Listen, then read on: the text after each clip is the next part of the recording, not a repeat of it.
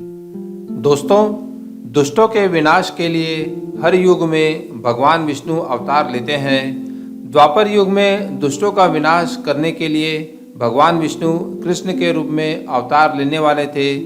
भगवान विष्णु का साथ देने के लिए सभी देवताओं को पृथ्वी पर या तो अपना अवतार लेना पड़ता था या फिर अपना पुत्र उत्पन्न करना पड़ता था। तब ब्रह्मा जी ने सभी देवताओं को यह आदेश दिया था कि भगवान श्री कृष्ण की सहायता के लिए वे सभी पृथ्वी पर अंश अवतार लें या अपने पुत्रों को जन्म दें। जब चंद्रमा ने सुना कि उनके पुत्र वर्चा को भी पृथ्वी पर जन्म लेना है, तो उन्होंने कह दिया कि उनका पुत्र वर्चा अवतार नहीं लेगा। सभी देवताओं ने चंद्रमा से कहा कि धर्म की रक्षा करना सभी देवताओं का कर्म और धर्म है।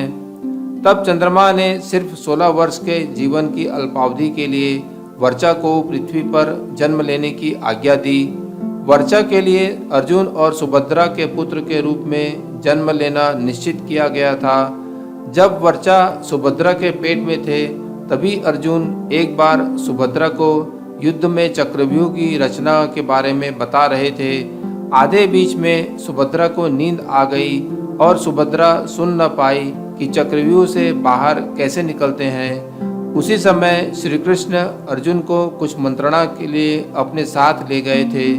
पूरे ब्रह्मांड में इस चक्रव्यूह की रचना की संपूर्ण जानकारी केवल 2 लोगों को थी, गुरु द्रोण और अर्जुन। अतः अभिमन्यु को सिर्फ चक्रव्यूह में प्रवेश करना आता था, पर बाहर निकलना नहीं।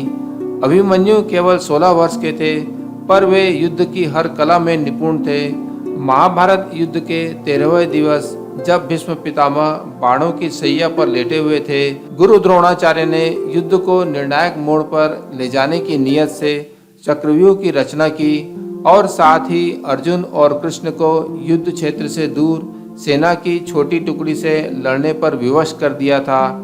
चक्रव्यूह ऐसा विध्वंसकारी था कि अर्जुन के अभाव में वह पूरे पांडव सेना को खत्म कर देता। तब पांडवों ने अभिमन्यु को चक्रव्यूह को भेदने की आज्ञा दी। अभिमन्यु अपनी माता के गर्भ से ही चक्रव्यूह की रचना जैसे मकरव्यूह, कूर्मव्यूह, सर्पव्यूह आदि को भेदने का ज्ञान प्राप्त था और वह प्रभावशाली ढंग से चक्रव्यूह को भेदते हुए आगे बढ़ रहे थे।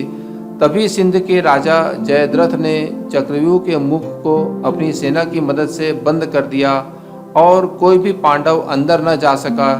अभिमन्यु कौरव की सेना को अत्यधिक नुकसान पहुंचाते हुए द्रोणाचार्य, कृपाचार्य, अश्वत्थामा, दुशासन आदि को हराकर चक्रव्यूह के मध्य में आ गया था। तभी कर्ण ने पीछे से वार करते हुए अभिमन्यु के रथ के सारथी को मारकर और रथ को तोड़ दिया। फिर भी वह अपनी तलवार से वार करता हुआ रथ के पहिए को ढाल बनाकर लड़ता रहा और अंत में कौरवों ने युद्ध के सभी नियमों को तोड़कर 6 लोगों ने घेर कर उसे मार दिया। अभिमन्यु की मृत्यु पश्चात ही अर्जुन ने निर्णय लिया कि सभी नीति से परे जब कौरवों ने 16 वर्षीय अबोध अभिमन्यु को घेर कर मार दिया, इसलिए अब तो हर हाल में युद्ध को जीतना ही है। श्री कृष्ण जानते थे अभिमन्यु की मृत्यु ही युद्ध में निर्णायक मोड़ साबित होगी और अर्जुन तथा पांडव भाई पूरे तन मन से युद्ध में शामिल होंगे।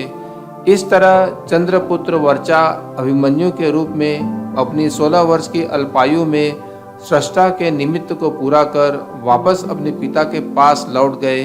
पर उनके शौर्य की गाथा आज भी महाभारत का सबसे अहम अध्याय है और उनकी मृत्यु महाभारत युद्ध का सबसे मार्मिक क्षण है। दोस्तों, यही कारण था कि श्री कृष्ण ने सब कुछ जानते हुए भी अभिमन्यु के प्राणों की रक्षा नहीं की और उसकी नियति में कोई बाधा उत्पन्न नहीं की।